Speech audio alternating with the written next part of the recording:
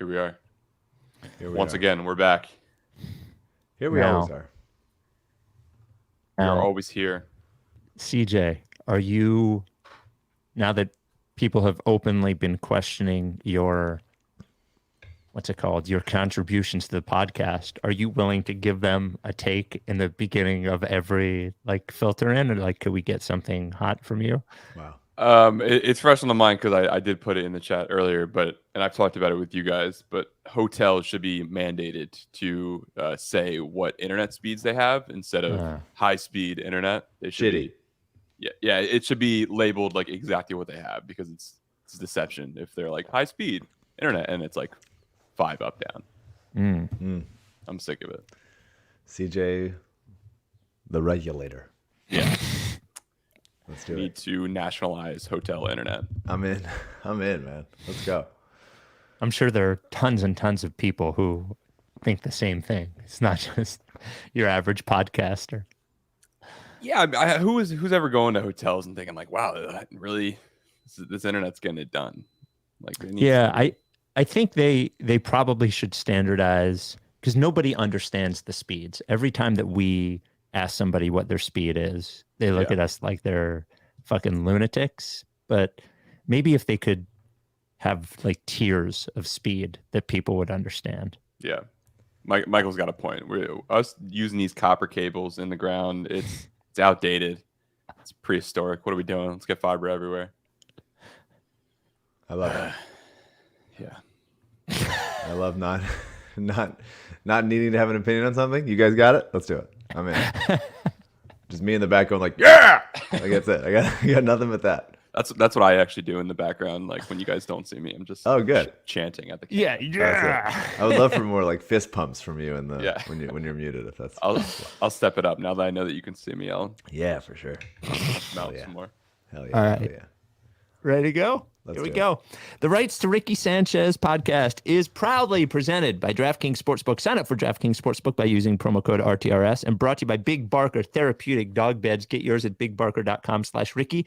LL Pavorsky Jewelers, where Rights to Ricky Sanchez listeners go and get engaged. And Kinetic Skateboarding. More on this in a second, but $10 off any pair of Van slip-ons today with code RICKYSLIPS at kineticskateboarding.com. On the show today, they did it.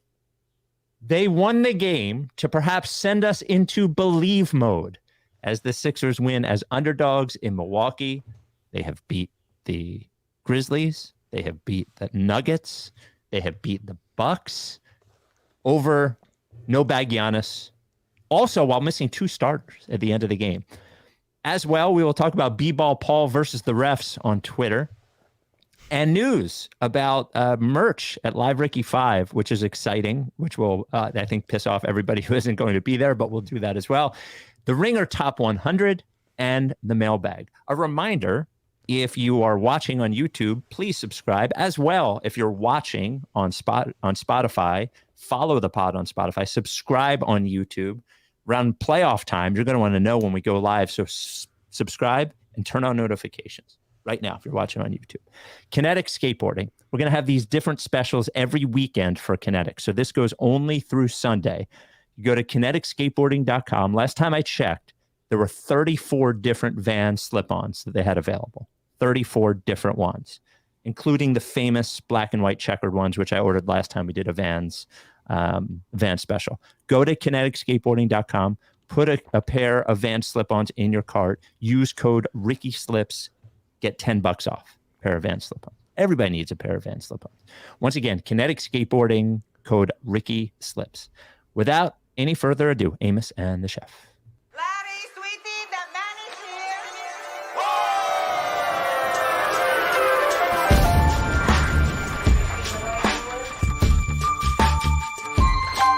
Say the name. I say the name. I say the name. We were right. Y'all. We were right.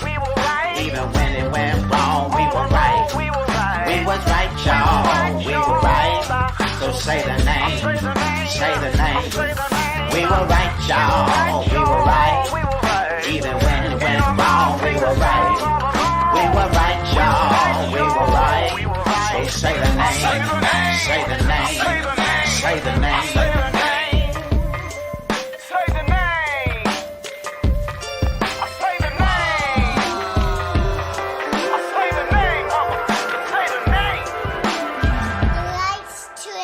Sanchez forever. Welcome to the Rights to Ricky Sanchez podcast, a championship podcast, I might say. I'm Spike Eskin, along with a guy who has a deeper bag than one Giannis. That is Mike Levin. I shouldn't be allowed to watch the games. I just shouldn't be allowed to do it. I shouldn't be. I'm so glad that we don't do like live streams of me during the games, because it would be my life would be ruined and over so quick if people knew what I was like during the games. And only Alyssa does. And yesterday she was like, do you talk about the Sixers in therapy? Maybe you should. Maybe you should. And I was like, I don't, but I don't want to. But she's like, probably should. It was an unpleasant experience. There's no reason that they. It's arguably worse when they win than when they lose. Because when they lose, you're like, well, I was right. I'm a fucking idiot for like believing in this team in any way. And then they come back to win. It's like, I'm a fucking idiot for believing in this team, then saying all the things, and then they come back to win. So now I feel stupid that I got all worked up from that. And what a journey this team takes us on. But it's because, like, look, every one of the Sixers shots last night to me, and obviously I'm watching as a fan. I'm not watching as an unbiased Kevin O'Connor type. I'm watching as a fucking loser Sixers fan. We are incredibly biased. We are so biased. But every one of the Sixers shots felt like a prayer, like a step back prayer, end of shot clock, hoisting up, and it goes in, and everyone's just like wipe sweat off their brow, like cartoonishly. And every one of Milwaukee's felt like, oh, that's an easy way to manufacture offense. Great shot, should go in, and it does. And it just felt. And then they came back to win, and so I feel like an idiot on all levels. But a nice win. This team has displayed the propensity to battle back, which is a game that they already led before. But whatever, most times, yeah. But they did fight back, and to actually come back and hold on to this win and hit the shots they need to hit. They really just have they have three absolutely incredible shot makers on this team. And they have very little bread and butter offense, but when they go to it in the Harden Embiid pick and roll type thing, it's really hard to stop, and those guys can just hit shots. And when it gets down into crunch time, Embiid can be the best defender in the league. And this is really why we can talk more about it. But I'm every time it's Sixers Bucks, I am dying for it to be Embiid Giannis. Embiid has to cover Giannis. Brook Lopez is the best player in the league. He should win MVP for 10 straight years. He's going to be 35 in a month, and he's still so fucking good. He's getting better every year. He's getting better every year. It's unbelievable. Embiid can't cover him. He can't. So many plays I wrote down. I should honestly. It's going to take the whole pot if I just read all the plays of like Sixers overhelping and do it. I'm not going to do it. Okay. But like so many times, Embiid has to help from 25 feet away. It's an easy kick to Brook Lopez, and Embiid can't get out there. You need Embiid on Giannis. I know that Doc and everybody would be worried about foul trouble, but you just got to do it because he can't protect the rim and cover Brook Lopez at the same time, and that's what they need him to do because the guys keep getting by on dribble penetration, and everyone feels the need to help. We got an email from Billy to rightstoRickySanchez@gmail.com. The subject line was the worst basketball watching experience I have ever had. Hey guys, not a question, just needed to vent. I wanted to say that was the worst experience I've ever had watching a basketball game, and I can't believe it happened in a win that broke the Bucks' 16-game winning streak. I had to watch a Ted Cruz lookalike score 20 points in one quarter. Giannis shoot free throws on literally 6 straight possessions at one point, all while Doris Burke was announcing, Niang inexplicably played essentially the whole fucking second half. I actually started to understand what my Celtics fan friend was saying, complaining about when the Bucks played the Celtics in the playoffs. I never ever complained about the refs, but this pushed me past my limit. Such a fucking horrible game to watch. I can't believe we won. I don't even feel good about it. Yeah, you're not supposed to feel good. That's not the intent. Now, okay, so Embiid on Giannis, I think the other thing we saw, and we weren't able to see because he ended up leaving with back spasms that I'm sure he'll play through, but PJ Tucker on Giannis is also helpful as well. I think he does a good job on it. You're not going to want Embiid on Giannis the entire game. I mostly want Embiid on Giannis the entire game. I would do the times that he's not on Giannis. I would do PJ Tucker with B-ball Paul roaming. And PJ did a fine job. PJ did in this game have the first help steal of the season for the Sixers. We talked about it last time. He comes over. Joe Ingles inexplicably gets by Tobias Harris. PJ comes over in the lane and just sort of rips the ball from him. And it was like, wow, how about that? We asked for it. They gave it to us. But yeah, both Tobias and PJ out with injuries now. I just think that there's no one else you can put Embiid on where he is impacting the game on the defensive end.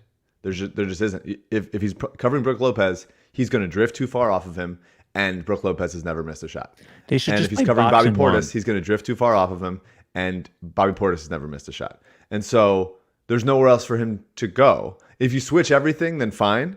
Then if you go like, we don't want Embiid on Giannis the whole game because of foul trouble, because of energy levels, whatever. But because this is a tough matchup for Embiid offensively, or not tough, he still had a great offensive game.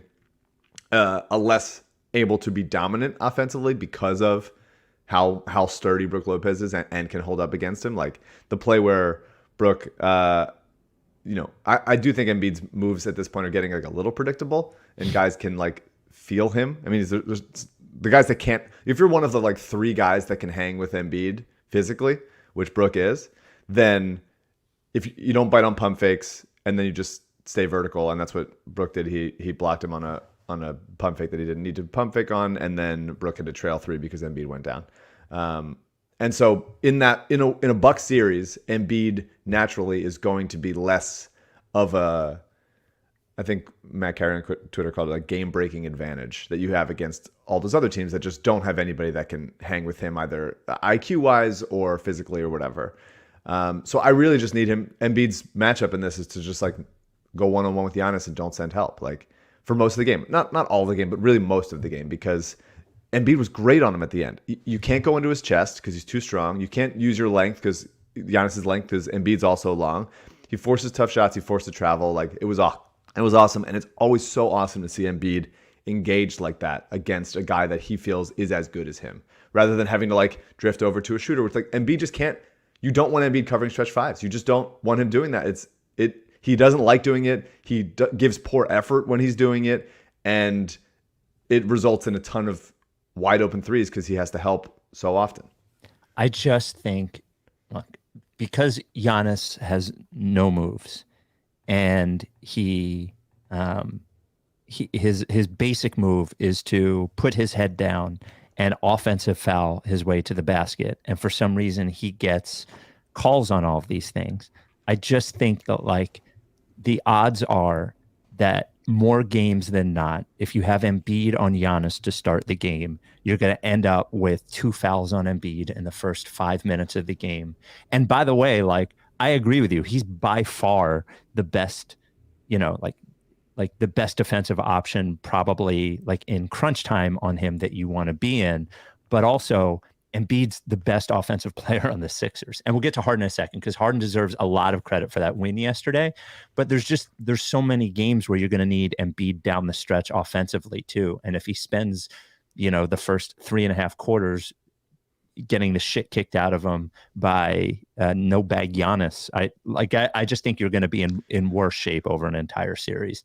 And eight minutes a game or something is where I'd want him on Giannis. No, it's got to be more. To me, I don't think it might cost more mental energy covering Giannis to be locked in all the time. But I think if you go, Joel, you don't have to help. You don't have to run over from 25 feet away when you're covering somebody on 3-point line. I think it's less taxing on him to just essentially stand in the lane and allow Giannis to try to go into his chest. I understand the fouls thing, but like they're not going to foul Joel Embiid out every game. Refs won't do it. Like this is why refereeing is like inherently like a lie, like because they don't want to give Joel Embiid the 6th foul, so they will be like self-monitoring themselves so they don't like kick him out of a playoff game or an important game. I understand, and that'll be Doc is so rigid with what he does when guys are in foul trouble that it will ultimately be a problem because of who Doc is. But if they decided to like make this more of a strategy of like we're willingly doing this, and Embiid is going to have less of an offensive load in this kind of series, then I just think it's their best matchup because really over and over again in the first half against anybody, guys getting by them, sending help, open three. It was just over and over and over and over and over and over and over again. And they adjusted and corrected in the second half largely because really Embiid covering Giannis and a couple other they did a little bit better job fighting through screens, although they're still not good at it. Everybody on the team dies on screens. It's really frustrating. It really felt like, am I the only one? Like, how is this still happening? And how is Doc not like holding a press conference about it? Like, someone should be held accountable. But like, because at this point, look, is this team, one roster 1 through 15, like the best equipped to handle like scrambling to get around a screen and then help on the roll and then scramble back the way that you see other teams do it? Of course not. They're not. No. It is not the best. Like the roster is like half like switch everything, half just bad at defense, half like some length, and like occasional athleticism, and then Embiid. But it's the reality now. Like there's no one else is coming. This is the team, and now it's on Doc or Dan Burke or whoever the fuck decides this to like adjust based on who is here. And what they're doing now is so bad and so negligent. And it's bad coaching that that they keep leaving guys wide the fuck open. Sometimes there's miscommunications. Like Harden and Maxey miscommunicated on a play that I think it was, who was it? Bobby Portis cut through, and then both of them went with him. Harden's kind of just like vaguely pointed, and it was a wide open corner through Grayson Allen. Sometimes there's just like bad miscommunication because guys are not as engaged defensively as they should be. But on plays when it's like pick and roll, somebody goes by, somebody helps, it's an open three every time. Like it'd be so easy to run offense against the Sixers when they're doing stuff like that. And so I just think like good coaches will then work with what they have. And thus far, these coaches have not done that on the defensive end. We had a same game parlay with DraftKings Sportsbook yesterday. That was this is the game that is going to make us believe in the Sixers same game parlay. Now it did not hit. It was plus 1,500 odds, but its heart was in the right place. No, its heart was in the right place. What leg didn't hit? I think 2 of them didn't hit. So there was Sixers money line. There was Embiid over 30.5 points. Harden over 10.5 assists. He only had 10. Mm-hmm. And Tucker 2 threes.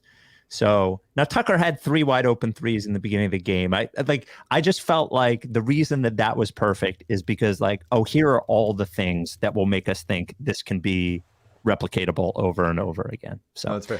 So, and then MVP odds, I'm thinking about this. So now Embiid is plus 550. Giannis is plus 650. I feel like there's a better chance that Giannis wins it than Embiid. Embiid's only going to play 68 games at most, so on and so forth. The Bucks are going to have the best record in the Eastern Conference. Do we get behind Giannis for MVP just so Jokic doesn't win a third straight? I mean, I'm going to. These are all odds at DraftKings. I'm opting out entirely. Okay, that's fair. DraftKings. I have so many other things to be mad about. And I am. I'd like being mad about things. Official sports betting partner of the NBA is DraftKings Sportsbook. If you're a new customer, use code RTRS and place a $5 on any pregame moneyline bet and get $150 in bonus bets if your team wins. That is, again, code RTRS. Place $5 on any pregame moneyline bet and you get $150 in bonus bets if your team wins. And remember, you can boost your NBA winnings with each leg with DraftKings stepped up same game parlays. Download the app now. Use code RTRS. New customers place $5 on any pregame moneyline bet and get $150 in bonus bets if your team wins. That's code RTRS. Only at DraftKings Sportsbook. Minimum age and eligibility restrictions apply. See show notes for details. We should talk about James Harden. Yeah. Because Harden, I think, has obviously had an excellent year. I do believe he has gotten better as the year has gone on. Yeah. Both the, I think it was in the ESPN game story, said that the Harden Embiid pick and roll was 1.7 points per possession yesterday, which is that's crazy, a pretty high number, crazy. So, and they used it a lot down the stretch, and Harden has, but Harden, we do 2 podcasts a week. about the same team. We got to talk about the shit that doesn't matter as much a lot, sometimes making it a bigger deal. But truly, the things that matter that we have questions on that need to be answered are things like how is James Harden going to perform in clutch moments in important games in the playoffs in the fourth quarter. And this is not the playoffs, but it was an important game against a great opponent who, by the way, does have the horses to stick with James Harden in the fourth quarter, does have the athletes to do it. And Harden, to his credit, was just fucking awesome in the fourth quarter in a number of different ways. He came out, he looked really good. Then he was sort of iffy for the next quarter and a half or whatever, but he was so good in the fourth in so many different ways, from scoring to distributing and just hitting, a shot with 2 seconds left on the clock when it was the only thing left to do, getting to the rim with Chris Middleton on him, who doesn't really look, no, he's not fine, right. But I don't know. He was fucking excellent. And of course, you can't believe that it will happen in the playoffs until it happens in the playoffs, but he is answering every call at this point, you're left with nothing else to say other than he's been excellent. And especially in tough situations, he's been excellent. Yeah, I mean, it is frustrating sometimes watching James be so slow offensively, and so Doc is dying for them to play with pace, and unless James sees a hit ahead pass where he can get Maxey on the wing or something, he's just going to walk it up. He's going to hold the ball for a long time, and he's going to wait for the right matchup. And so you're watching that, and you're like, we're down 18, Milwaukee scores in 3 seconds, get something going, but he just kept methodically, precisely bringing them back with slow but correct reads. I mean, they scored 48 points in the fourth quarter. Yeah, they scored 48 points in the fourth quarter, and he was just awesome. Every game, it feels like Harden's shooting 5 of 9 from 3. He was 5 of 9 last night. Every game, he's over 40%. It is startling to just look at his career 3-point percentage numbers year by year and see how much of a leap this year is. And it feels that way. It feels like he's got good lift on his shot. It feels like he's getting more open looks. He's taking more off the catch, all that stuff. But he didn't turn the ball over last night, which has been a problem lately. He got to line a bunch 11 times. That's a lot for him this year.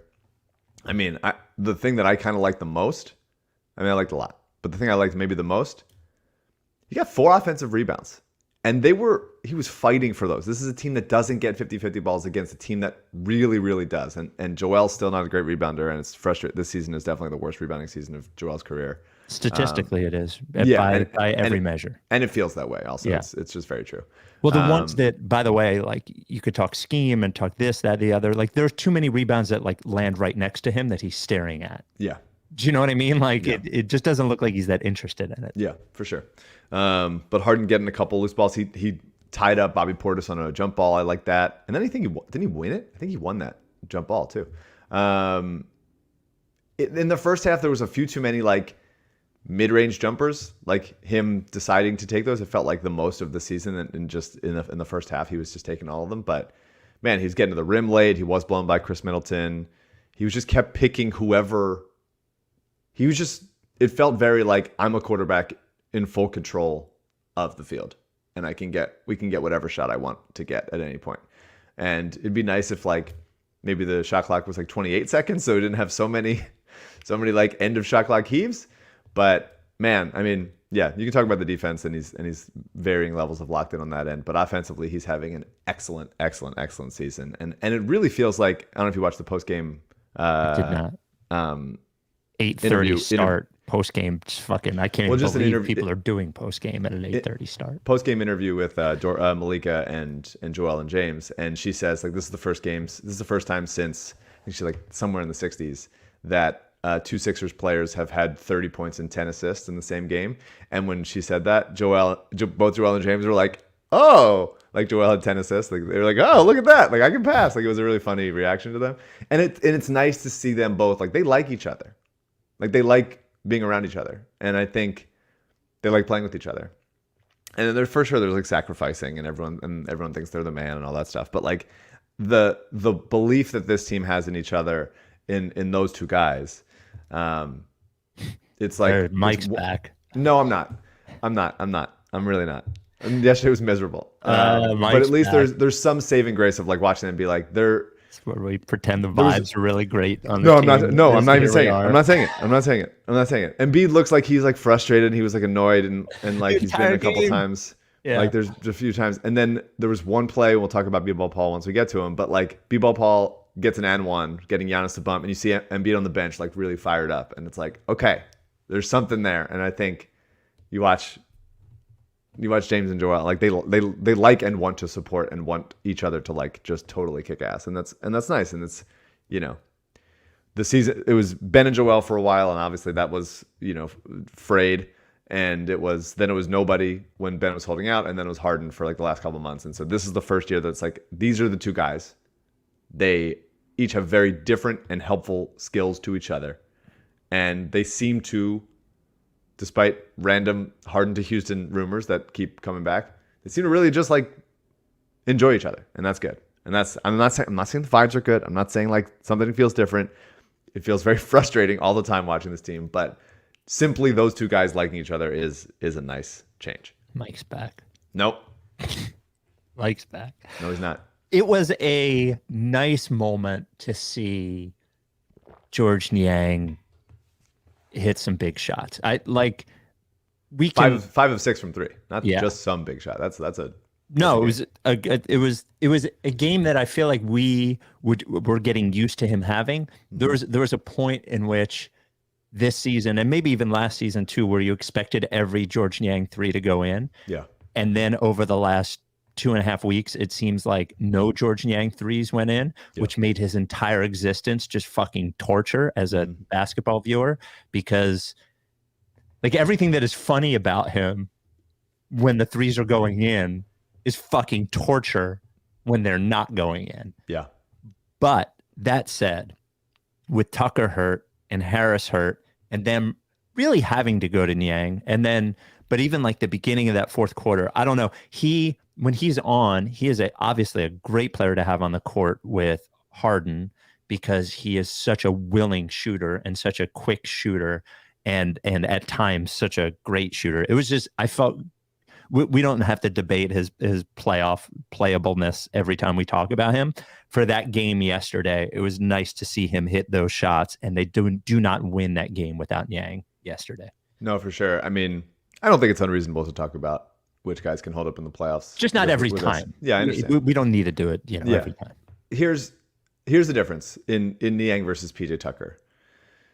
Niang can get his shots off so quickly, and PJ Tucker needs to be so wide open that no one can even like see him on the court. No one, you have to like squint to see like someone in the distance. He has to be 20 feet away from anybody to shoot. And the quick trigger of Niang, where he can get it up so fast, means that Giannis can't roam off of him the way that he roams off of PJ Tucker, the way that he like just wants to use his length to, you know, deflect passes and to deter rim attacks, all that stuff. And it's just really nice that like little slip screen Harden pick and pop with Niang like can just get an open look for Niang so easily off the catch, and that's really, really nice to see. And there's just not that many guys in this team. They didn't get one at the trade deadline. There's not many guys on this team that can just get a shot up really quickly. It's really just Niang. Maxey can do it, but obviously he's shorter and needs a lot more space. And Korkmaz has been out of the rotation since his 7th trade request. So you just need a guy that can get a quick shot up when you have a guy like Embiid that can spray things out from the post or the high post, and like Harden, who's just trying to like with precision get anybody wide open looks. And I understand like his shots. He hasn't been hitting shots lately. His defense has not looked good. It feels like those things feed each other. And they're gonna. He does have like a kick me sign on the back of him when teams are looking to exploit somebody defensively. But those are really helpful things that this team doesn't have. And I think in the wrong matchup, or if he's not hitting, take him out of the rotation, cycle through things, stay loose, stay flexible about those last few rotation spots. But when he's on, he adds an element to this team that they just don't have. Yeah, AU wrote about it, and we've mentioned it, is Oh, bummer that he's so important, but but he is like being able to shoot. But he does the same thing that Danny Green did in that way. And like Danny Green was always incredibly willing to jack up any three, regardless of how hot he was or wasn't. And, you know, he was a good defender as well. But offensively, Danny Green was like way too important. And I think Niang is too. Let's talk about B-Ball, Paul, because B-Ball had, like, I would say an uneven game. But because he, you know, when he was on. When's B-Ball ever been even? You're right. And when he was on, he got, you know, to get obliterated by Giannis once or twice. Giannis is a big, strong guy, basically, because he can't dribble or do anything. He runs over people. It's hard not to get run over by him. But like, I like this is the beginning of your Giannis for MVP campaign. Yes, well, I'm trying to do both. I'm trying to weigh both. Yeah, I want people to be clear that I don't think, you know, he's the most skilled player, but anyway. But B-Ball, once again, I think, like, continued to persevere, had a couple of incredibly important rebounds, had a couple of that the and one he had on Giannis was really big. And once again, while he's on the court, obviously Harden's on the court and Yang's hitting big shots again, but they went on another run at the beginning of the fourth with him playing there. Yep. He sets 6.7 screens per possession. I think 350 per 36. Yep. Paul is he's just getting better with the minutes he plays, and it does. If only there were a way to have played him in previous years or even this season previously, so he'd be even better now. Yeah, I mean, he's the best, dude. He's the best. There's an energy level that he provides on a team that is so bad at rebounding. He's good at rebounding. We need guys good at rebounding, and our friend Weekly Becky was calling for him to play some four, and especially without Tobias and PJ, and who knows how long those guys will be out. If PJ comes back and plays on Monday, I'm going to be furious. If he comes back, if he misses 0 game, I'm going to lose my mind. Take a game off, PJ. It's Indiana. Yes, absolutely play him at the 4. Embiid, you know, playing with other shooters, obviously, but like Embiid needs some load off of him as far as cleaning up the defensive rebounding. Like he just isn't that good this season, and it's in the playoffs he's going to get better. He's going to want everything, but right now the energy level that Paul provides on both ends is extremely valuable. And Embiid was willing to take threes last night, 3 of 5 from deep. That's nice to see. Too many games where Embiid's only taken like 1 or 2. And so once in a while, not for the whole game. Nobody's saying like B-Ball Paul should start at the 4, but like he could play minutes at the 4. He could play minutes at the 4, and it's helpful for the rest of the team. And I just loved, he just gets offensive rebounds. He got Giannis to bite on a pump fake, which I fucking leapt out of my couch.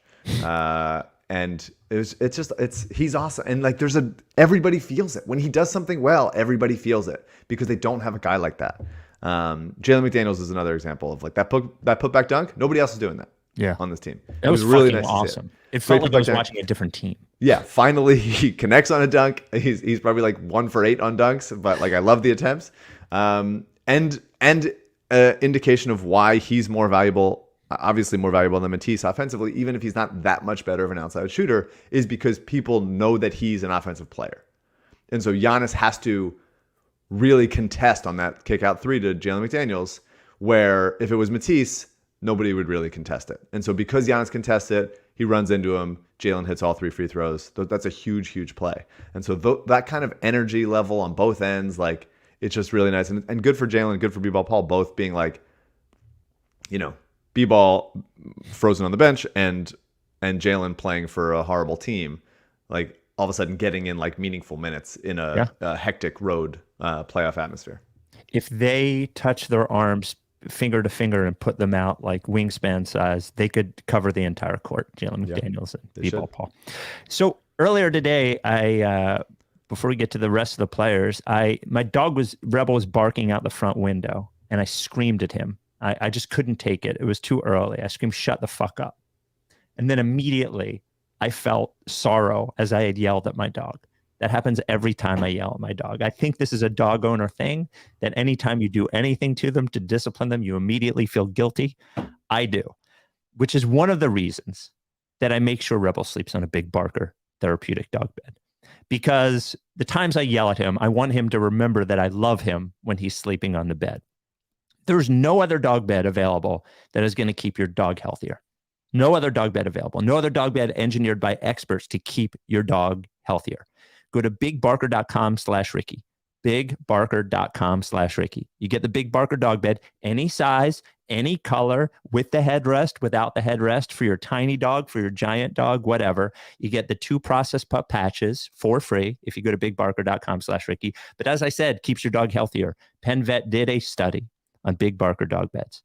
So improvement in joint function, reduction in pain severity, reduction in joint stiffness, improvement in gait, improvement in quality of life, all from the Penn Vet study. This is a real thing. You can tell when you look at them. They are real mattresses, real support, as opposed to the fluffy piece of shit that you purchased at the pet store or you saw on Instagram, unless that Instagram ad was for Big Barker. Go to bigbarker.com/Ricky. Get yourself a Big Barker dog bed. You're going to be like, it's a little expensive for a dog bed. Well, it's 10-year warranty. Foam doesn't flatten or they replace it for free. 10 years. 1 year at-home trial. If you don't like it, if it doesn't work out for you, they will not only give you a full refund, they will pay for the shipping to get it back to them.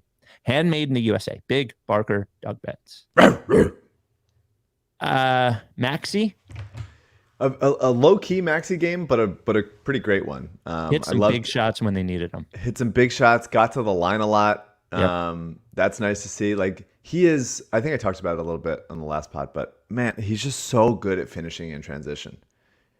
Even if he's 1-on-2 and he doesn't even have a step on somebody, he can get by somebody so fast, and there's such a small window where you can get that ball up on either side. It's borderline automatic. Is such an impressive player and such a thrill to watch, and you wish that this team gotten out in transition more so that he could just keep doing that. And it's crazy to be doing that at like 6'2", 6'1". He's got to get stronger this summer. Yeah, he really has to. By the way, I think it will allow him, but not only will it help him defensively, but it will allow him to, I think he'll get more foul calls. For sure. Because he'll finish through contact. It will look more like he got fouled than it looks right now, which is, I think, part of the reason why he doesn't get calls. Yeah. I mean, he's just like an electric offensive player. And it's so fun to watch him do stuff and get out and have the ball, like anything. And just watching him defensively, you're just like, can't you just be a little, like, he should be able to get around screens easier. He should be able to contest easier. His wingspan's not great, obviously, but like his athleticism should be able to be like, I can be in somebody's grill all the time. And he was playing a little soft off of some guys, and then all of a sudden it's an open 3 because he's not contesting too hard. Like, it's unfortunate. Like, he should be able to be the worst defensive player on the court, with how much of an offensive role he takes on and is capable. But we have James Harden, and so one of them needs to be better defensively. And Harden had a couple nice moments, and on ball he's going to be fine on ball for the most part, especially against bigger guys. But just Maxey needs to be better. He needs to be able to like mirror, the Trae Youngs and Drew Holidays and Kyle Lowry's and all those kinds of guys, that he can just like hang with them and not be able to get, exploited that way. And it's tough. But I loved one of my favorite plays of the game to almost seal the deal. Skies for a rebound, gets fouled, and then does the smacking the floor thing, which we have in our intro video. Mm-hmm. This was an even more like, that was like an I'm having fun, and this is like I fucking want this, which I love. He's great. He's so great, and it's a joy to watch him play. It's watching him continue to get better and find ways to impact the game, and I just want to see that more on the defensive end. I'm looking to. I bet there's not odds yet. No, there aren't on DraftKings. How much should people put on the Pacers money line for Monday night? Well, the Pacers are also playing today, so the Pacers will be on the second end of a back-to-back. Yeah, it's pretty. Yeah, it's almost like too obvious that it can happen, but yeah. It certainly might. Where do you stand on the staggering conversation with Harden and Embiid? This is a really Sixers Adam corner that he lives on, and so I've steered away because I like Adam having his thing, but So I was thinking about it earlier. I'm glad you brought it up. This sounds elementary, the way I'm going to talk about this, but I don't think people think about it when they think about the staggering thing. The only way to stagger them is for them to play less minutes together, Of course. or play more minutes. So we don't want them to play more minutes, and they are incredible together, and they're going to need to, like, they don't have years and years and years of games together to figure this thing out. You could argue that it was halfway through this season that it even began to really figure it out from a offensive standpoint. Like, I just think there's too much. They don't play the same position. It's not like staggering Chris Paul and James Harden, right? Like, it's a different thing. I think people make too much of it, and I think Adam makes too much of it. I think Kyle makes too much of it. I think what you're not considering is that if they are incredibly dominant when they're up, that is creating more room for them to score points when they're together, which should make the time that they're not on the court should create more of an advantage. I just think there's more push and pull to it than I think people talk about. So that's my position. Yours? I just don't think that there's they can still play 30 minutes a game together while not leaving. I mean, honestly, lately, because of how good B-Ball Paul's been, like, they've been better. When, Embiid was a -7 in this game, and they won by 3 on the road against a title contender. But yeah, I think, look, in the early parts of the season, sure, like, tinker, play around. Let's see what the bench lineup's got. Let's obviously limit their minutes and all that stuff. They are playing like a crazy amount of minutes, and all of their minutes at this point are in like tough games. Every game is like gone down to the wire. These are taxing minutes in March when we really need everybody to be healthy in April. So I'm definitely not saying play them more, but there's ways to. It is a simple way to make sure that you're not going into a 10-0 hole with like Shake Milton being your best offensive option. Like you look at the lineups and you're just like, why? They're both sitting on the bench. Like, one of them could be in. They're both here. Why not? As we get later in the season, I don't think it's going to happen in the playoffs. I think Doc has a little bit learned his lesson, but I think it's. I'm not so concerned about like, hey, they're only playing like 28 minutes together a night. Like, it should be 32. So like, make sure that they're both sitting at the same time. Like, I just feel like there's a way to be like, hey, this is and the other thing is they play better with James sometimes when they can play fast, when they can play hit ahead, when they can play spread everybody out. Sure. And set screens and move. It's nice to see James out there without Joel, because, in that second Miami game, when everybody was just like flying around the court, it was like, wow, this has juice. Like, I want to be able to bottle that in minutes when Embiid's sitting, and you need James out there to do that, to spray the ball around the court. And it's nice when it's Embiid to be like, okay, we got Embiid, we got a ton of shooters that are willing to shoot off the catch, and we're gonna play Embiid ball here, and it's nice to have the offense that are willing to shoot off the catch. We just said George Niang is the only one.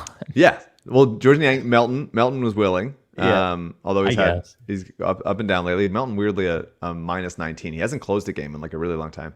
I bet he's got something physically going on. I sort of have like a bet that's happening that we don't know about. He's just has not been quite as good the last month or so, and just doesn't look like the same guy. What am I going to say to that? Something physically going on. What's that? What am I going to say to that?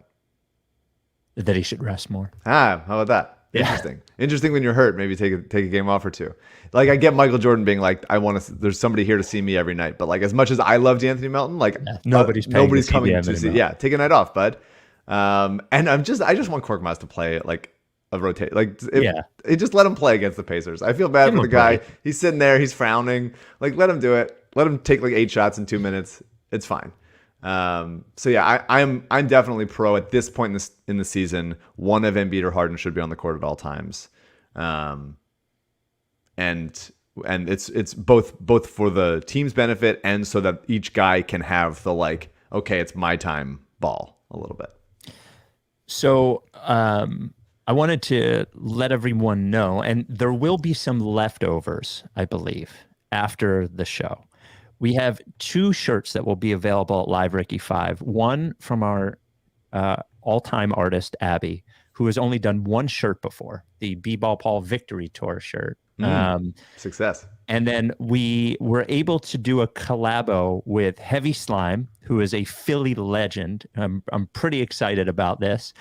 You can follow him on Instagram at HeavySlime_. His fucking Instagram got wrecked and he had to start from scratch. But I've purchased several shirts from him.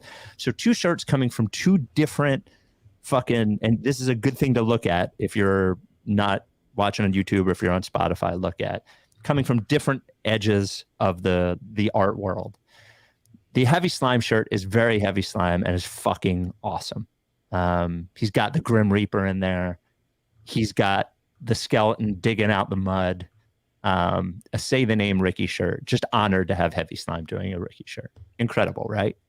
So he'll be there selling. And then Abby asked me, could I do a CJ shirt? So the Unsung Heroes shirt. CJ fist pumping. I don't hear him saying yeah enough, but he's fist pumping. CJ and B-Ball Paul, pink art on a cream t-shirt. It's really cool. Yeah, it's fucking awesome. The it looks like a comic book almost, Unsung Heroes. Yeah, CJ and B-Ball Paul falling in love in this shirt, which I really like a lot. They'll both be available at Live Ricky 5, and anything that we don't sell at Live Ricky 5 will sell online. So psyched to have them both doing them. So different as well. So just honored. Somebody who I believe will buy both of those shirts is one LL Pavorsky of LL Pavorsky Jewelers.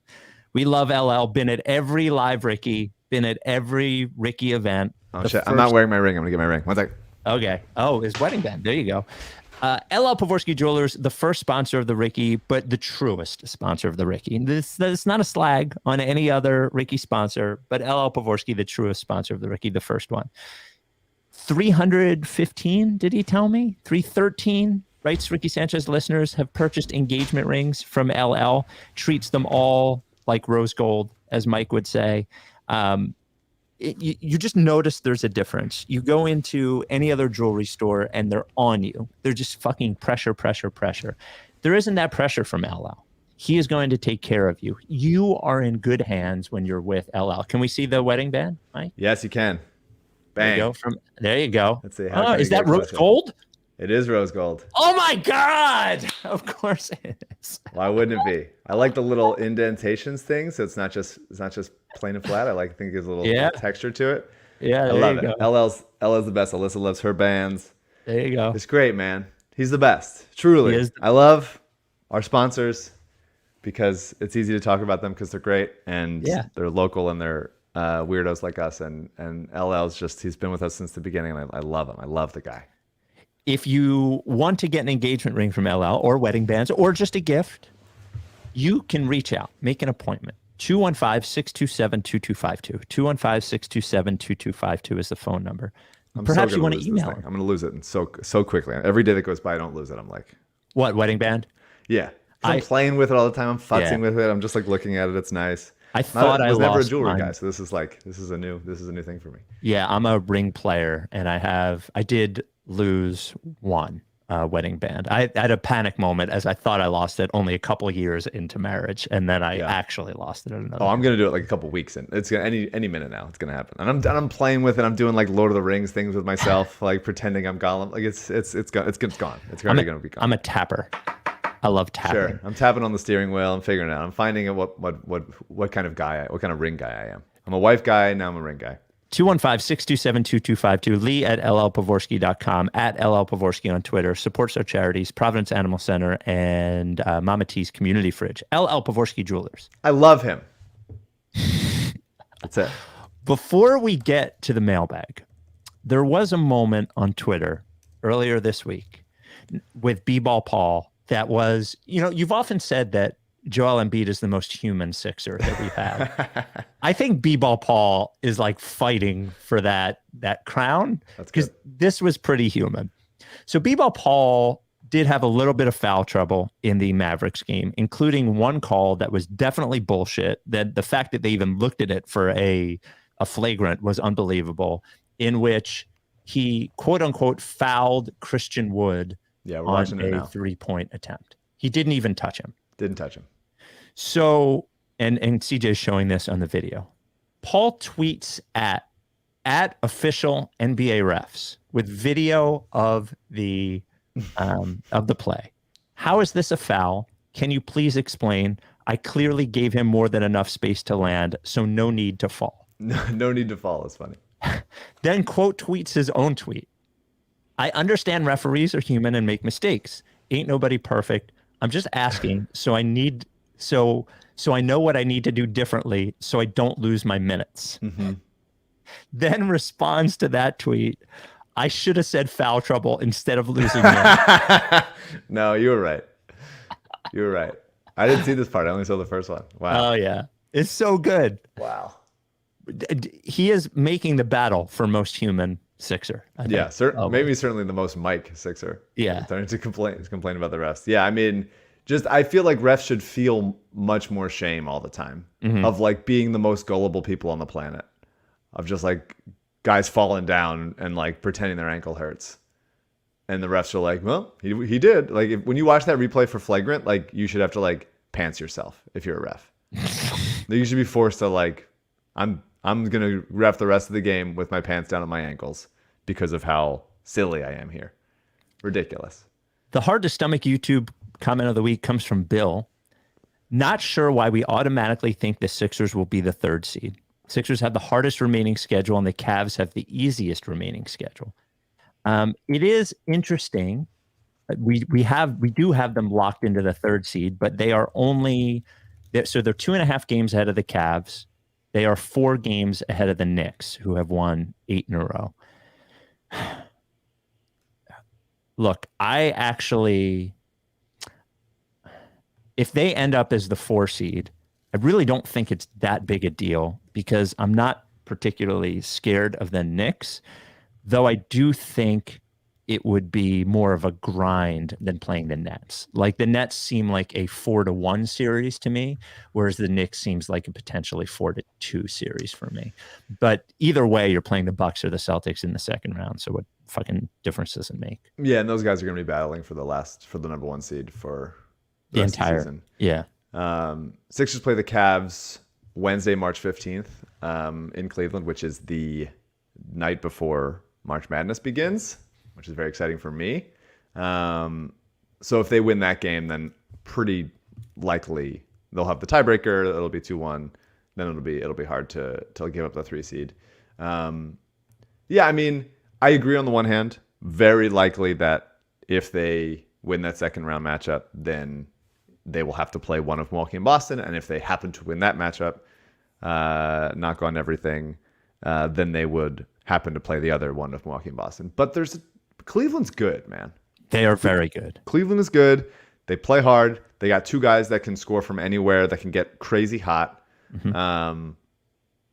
And, they're well coached. Like Boston and Milwaukee are not infallible. And an ankle twist here or there, all of a sudden it's a Sixers hosting Cleveland for a chance to go to the finals. So I wouldn't rule. It's not a 0% chance of happening. So I would prefer the 3 to the 4, obviously, and also that first matchup. So it's not, the 5 seed is probably going to be at this point maybe the Knicks, who look really good right now. The 6 is more likely to be Brooklyn or Miami. Brooklyn keeps dropping. Yeah, Miami. I don't want to play in the first round. No, I don't. But it would be. I don't think they'd lose to Miami. I feel like something weird is going on with Miami this year. The shooting has like totally regressed. Every time Bam takes a jump shot, I'm like clapping my hands and hooting and hollering, like begging him to keep doing it because he's just not. His range extends to like 7 feet. And Embiid just gets him, man. Like I'm just not. And Bam is the perfect matchup for Embiid because he's not big enough to hold up. He doesn't have a jump shot. He rim runs and can catch lobs and stuff, but it's just. I'm totally fine with that matchup if Embiid is healthy. Last year they split 2-2 with him be missing the first 2 games. So just not that big of a deal to me. But obviously would prefer to play Brooklyn, this version of Brooklyn, who's not that good. Mailbag time. Rights to Ricky Sanchez at gmail.com or 833-LICKFACE to leave us a voicemail. This comes from Dan. Hey, Spike, longtime fan of the Ricky, longtime fan when you would be the only one to talk about the Sixers. Long story short, I am moving to Chicago from Philly. I remember you mentioned that you lived there for a few years and wanted to get your thoughts on a comparison to Philly. Personally, I'm really excited, but the winters scare me. What are the best and worst parts of living in Chicago compared to living on the East Coast? I will say the one thing that I underestimated about living in Chicago is the difference in winter between Chicago and Philadelphia. I thought to myself, oh, I go through winter. It's fine. It gets cold. It's different in the Midwest. Chicago, Minneapolis, yada, yada, yada. It's fucking really cold in the winter. But in the spring and the summer, I don't believe that there's a better city in America than Chicago. The people are nicer, which takes a little bit of getting used to, but is actually quite nice once you adapt to it. There's an awesome music scene, awesome restaurant scene, awesome like culturally, and you don't need to own a car if you live in Chicago. I think it has a better public transportation system than New York. It's way better than Philly, obviously, where you have to live on one of 2 streets to take the subway, but or close to one of those 2 streets. But Chicago is excellent. I think you'll have a great time. 833-LICKFACE is the voicemail line. How about this one? Hey, Spike. Hey, Mike. This is Dave from Delco. In honor of Mike's wedding, I just wanted to call in and leave a story about my mom from my childhood. My buddy Josh was out there at the wedding over the weekend, and it made me think to tell this story. From when I was 13 years old, had my bar mitzvah. Mike's mom, shout out Toby Levin, was the head of the congregation and decided she was going to speak at my bar mitzvah. So she asked my buddy Josh, went to Mike's wedding, for something about me. And he was a 13-year-old kid and had no idea. So he was like, he likes video games. So Toby got up and announced in front of a room full of 113-year-old boys that I was a video game master, but forgot to hit both of those M's hard enough and ended up telling all of my 7th grade buddies that I was a video gay master. I've never lived that down. I've been made fun of for the last 25 years about that story. So much love. Congratulations, Mike. And TTP. Thanks, guys. Wow. I know it was a very personal story, but it made me laugh out loud when I heard it. And it seems like a very mom. No, that's thrilling. I'm excited to get a statement from my parents responding to that. Josh is the son of my parents' oldest friends, and so great stuff. It seems I'm glad. I'm really happy to hear this. Feels like an integral part of my life that I'm just learning now. It feels like something that would happen at like Paul's what's it called? Bar mitzvah in the Wonder Years or something. Mm-hmm. Like it feels like a sitcom story. Yeah, it's a perfect thing to happen to a 13-year-old boy in the late 90s. Rights Ricky Sanchez at gmail.com. This comes from Chris from Melbourne. Hi, guys. Reassessing Mike's disregard for Mac McClung and a comment from Spike that he has a chip on his shoulder. Is Mike implying that a short white guy himself, Mike, might be jealous of Mac's ability to dunk and the fact that he got a 2-way contract? This got me thinking about the sport more fundamentally. I grew up playing and watching soccer and only got into watching basketball seriously in the 7 or 8 years recently. In soccer, over the last 3 decades, the governing bodies have made rule changes to speed up the game and protect players more. This has increased the need for skilled players and meant the average size of soccer players is shorter now than it was in the 80s, with the majority of players ranging from 5'7" to 6'2". There are a few outliers, of course, but I can only think of 1 or 2 players over 6'6". Larger players are often considered slow, uncoordinated, and unable to maintain the intensity of smaller players. This would obviously mean that Tyrese Maxey and Mac McClung would be considered the largest soccer players. Do you think the NBA should try and modify the rules so there's less advantage to being tall, increasing the talent pool of players and increasing the overall skill level? Can you think of any rules that would help achieve this without fundamentally changing the game? Would Mike have made it pro if the average height in the league was a bit shorter? No, I wouldn't have. I do think overall it's an interesting question. Am I jealous of Mac McClung for being able to dunk? Absolutely. Absolutely. I'm jealous of everyone that can dunk. It's a real damper on being alive that I can't be, that I have never dunked and will never dunk. It sucks. I don't think that, I mean, we've already sort of, so many centers have been like played out of the league. Sure. Because of how much the talent level and skill level has gone up. There used to be like, every team used to have like a bruising power forward type in addition to a bruising center type. And that's not the case anymore because you need more guys that can shoot. The floor is so spread.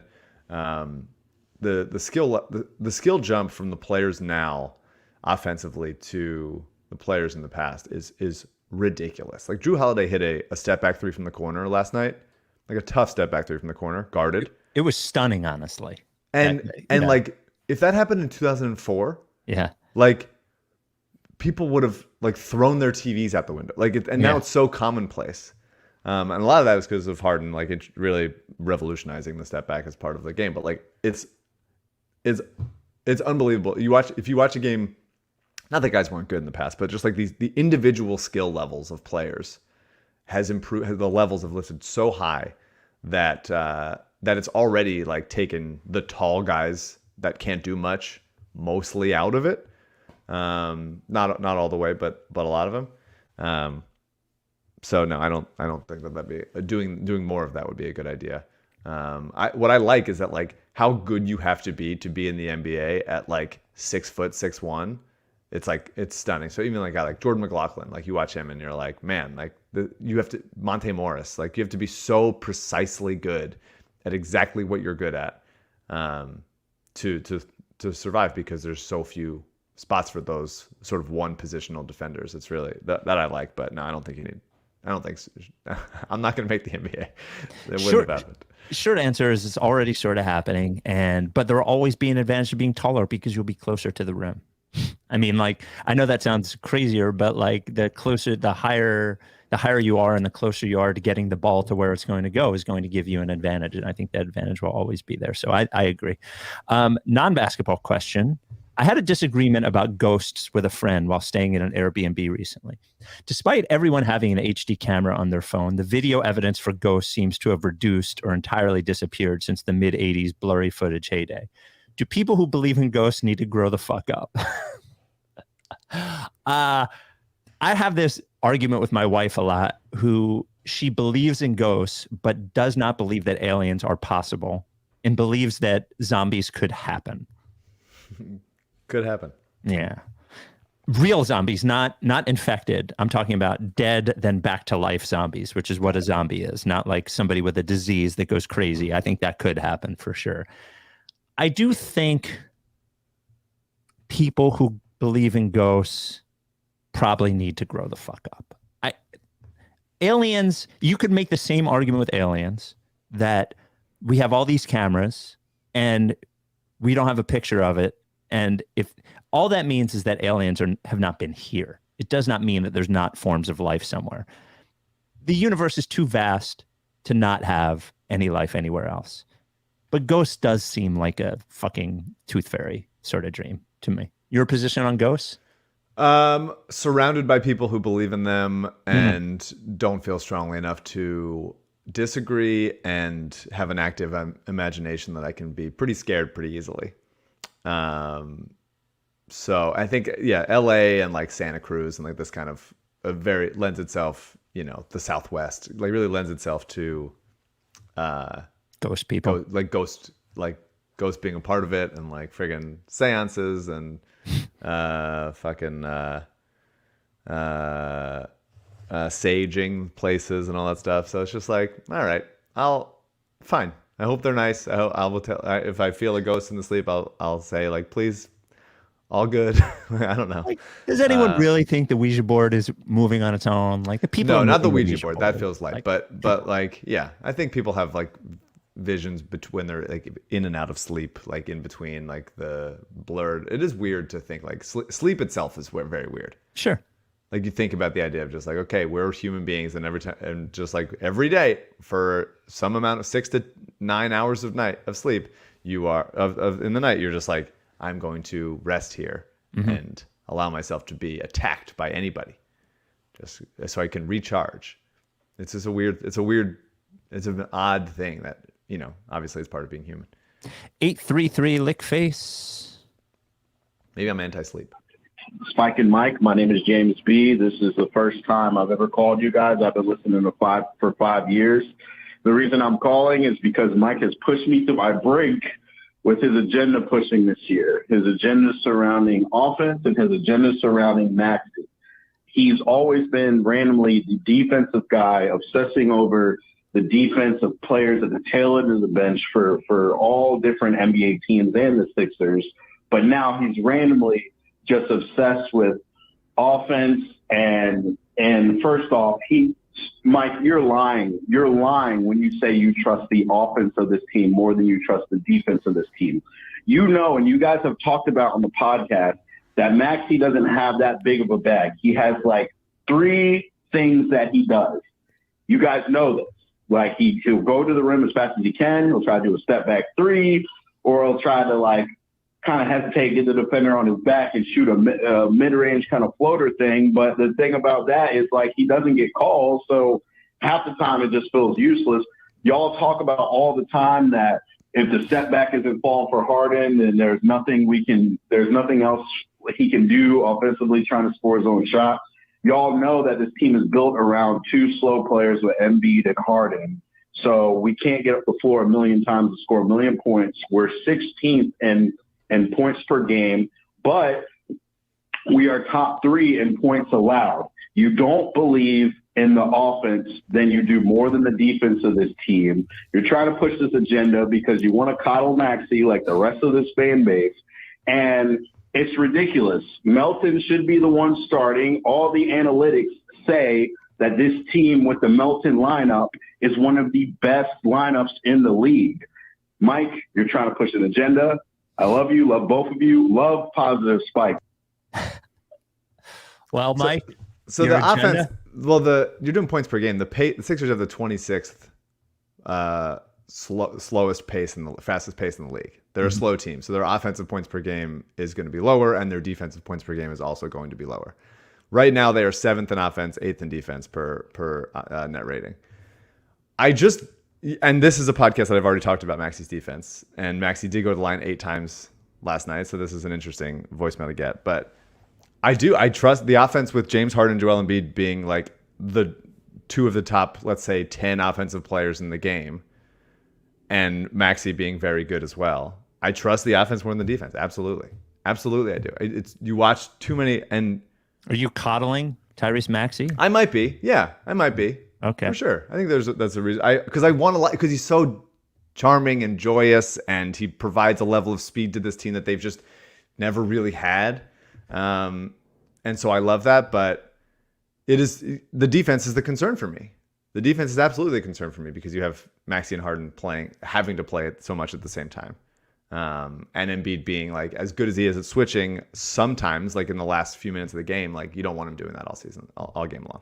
So the defense is the concern for me. I think the offense will be fine. They do hit. I mean, yes, Harden hitting step backs always seems improbable, and he's been shooting the best of his career. So, yeah, I mean. I felt like the voicemail was like contradictory. It was a little contradictory. It was. I think I should have edited it further. I think his real point was like, you're ignoring defense because you're trying to coddle Maxey.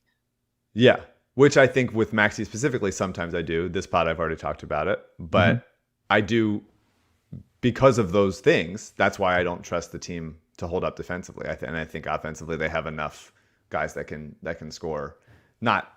Unless all 3 of those guys are like going off, maybe not against the top offenses in the league, like, you know, the Dallas game. They just couldn't keep up. But yeah, I mean, look, Would I love Jaden Springer to play some minutes for defensive purposes? Absolutely. Oh, here we go. Absolutely. Looking really good in the Okay. G League. He's got to learn how to shoot. Just catch and shoot, man. That's all you got to do. Don't do anything other than catch and shoot. One more voicemail. 833 Lickface, and then we are done. Hey, Spike and Mike. Just want to ask you a question because, the Sixers fans that we are, the Sixers are so good at building us up, giving us hope, and then ripping our hearts out when we least expect it. So have you two started to mentally and physically prepare for when the Sixers lose the NBA Finals in Game 7? Because losing 3 championships wasn't enough for Philly. We need to lose 4. And it has to be us. We're the only city that can handle it. Any other city would blow up. So it's going to happen. The Sixers are going to make it past the second round. They're going to get to the finals, and everyone's going to be like, wow, this is the year. We got James Harden and Joel still in their prime, and then bang, we lose in Game 7. So I've started to accept it. I don't know if you guys feel that way, but I just want to know if you're ready, because it's coming. That to me is one of the most optimistic voicemails we've ever gotten. Absolutely. If they get to the conference finals and win the conference finals and represent the East in the Iverson finals, I've said this so many times. The Iverson finals team is the worst finals team of all time. Next to the yeah. I mean, the only other team I would say is in competition is the LeBron team in 07 that for sure got swept by the Spurs. But it had LeBron instead of But at least Iverson. they had LeBron instead of Iverson. Yeah. So, I mean, look, I love that 01 team. And if we get back to the finals and lose to whoever, Phoenix, Golden State, Memphis, Clippers, whatever, then Denver, then awesome. I would be thrilled to lose in Game 7. Obviously, when we get there, I will be heartbroken. I'll be doing this podcast upside down naked. But in the grand scheme of things, the Phillies run was incredible. The Eagles getting the Super Bowl was awesome. This is good. That would be good. I would feel good. I would feel frustrated in the moment, but the Sixers getting all the way to the finals, losing and winning 3 games, that'd be great. I would take that. I would happily take that. And it would be very funny if Philadelphia lost 3 championships in the same year. Yeah. Also, 4. finals games start at 9:00. I would be dead by the end of the final, so it wouldn't really matter to me. Doing fucking podcasts after finals games, it'd just be. I have a vacation scheduled right after that, and my wife will be going with my dog alone because I will have died by that point. So. You've always liked sleep more than the Sixers. Nighttime sleep, not even morning sleep. Well, I mean, it's not that I don't get very much, I think, is the problem. I think if I got more sleep, I would like the Sixers more. It's not that I love sleep. I just hate being so tired in the morning, but that's my own fault. It's my own fault. The mornings typically start for some people around 7 or 8. 8's a little late for grown-ups. No, I think, not. Yeah, it is. Yeah, I mean, adults get up by 7. Disagree. I mean, you can. I do, but I don't think 8 is. I don't think 8 is late. Even on a weekend, especially even if you have to. Well, not weekend. Not weekend. I'm talking weekday. Okay. Yeah, 8 is on the later side, but I don't think it's ridiculous. And you wake up at what time? 4:10. 4:10. It used to be 3:30. No. Okay. No, I was always a 4 guy. To me, the line is 4. Before The 4 line. is the night before. The line is 4. Well, because whatever. Look, whatever works for you. But if the Sixers get to the finals, you're gonna have to change that. Or just be tired. Yeah, that's also. Look, this is what I'll say, and then we can end this. I've always answered the bell when I need to. but never rang it. For the There was one where, because of our schedules, I got up, I think, at 2:45 a.m. Yeah, that's maybe what I was thinking of 3:30 because we used to. Yeah, we'd be on different days. Sometimes. Well, yeah, because I think there was a playoff game that you could not watch live. Yeah. So by the time you were going to be done watching it, it was going to be 12:30. And to me, it was easier for me to just watch the game and then get up at 2:45. Man, I was fucking miserable for that pod. So miserable. All right. Well, we will talk to you. So we have Indiana, and then who's Tuesday? It's back to back, right? It's Indiana, and then somebody else on Tuesday. Minnesota, and then we'll podcast Wednesday night. So excited for the Sixers to lose the next two after this, but and hope you enjoyed the pod leading up to it. Absolutely. We'll talk to you Wednesday. Are you down with TTP? Yeah. You know, like face.